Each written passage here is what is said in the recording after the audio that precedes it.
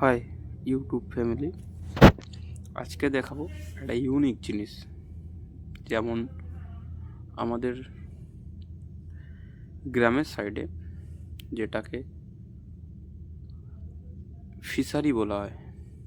Fishery মানে আমাদের ভাষায় ঘেরি। এই ঘেরিতে মাছ চাষ হয়ে যাওয়ার পর আমরা ওই ঘেরিতে কি করি?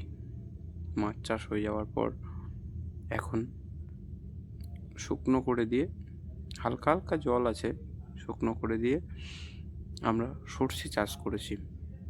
এবার এই সর্ষে উঠে গেলে নদীর জল ঢুকিয়ে আবার নতুন বছরের নতুনভাবে মাছ চাষের উপযুক্ত করে তোলা হবে।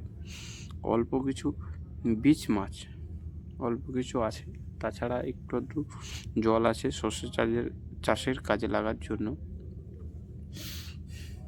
আর আজকে সকালেরই ভিডিও, কত সুন্দর সর্ষে হয়েছে একবার দেখো।